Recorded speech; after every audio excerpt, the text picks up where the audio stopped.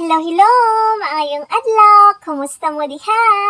So for today's video guys, dadunta mo sa akong mini garden and I'm so excited. So before guys, mo ni ang situation sa akong mini garden mo palang area nga akong natamnan o nahinluan niya. Gamay pa lang ang tanom.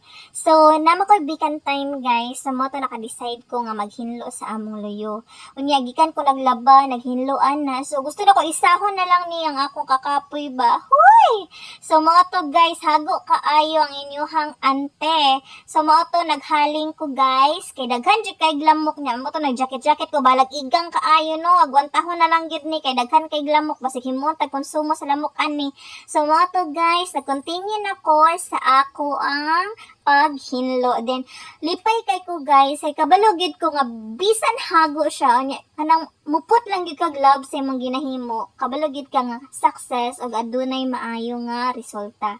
So gusto ko kanang dako-dako ang area nga katamnon niya. Di ko gusto kanang samo kay sa pananaw guys, bang kanang sagbot gud kaayo niya.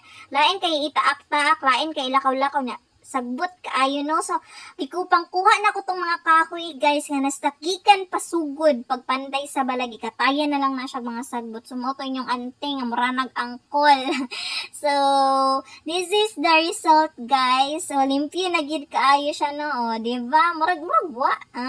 So nindot kay sa feeling nga kanang aduna gyud maayo nga result. Og dad-on na tamo sa akong mini garden. So mao na niyang update. So kagabi guys kusog kay ang hangin ug ulan nahagbungan gyud tawon siya lukay.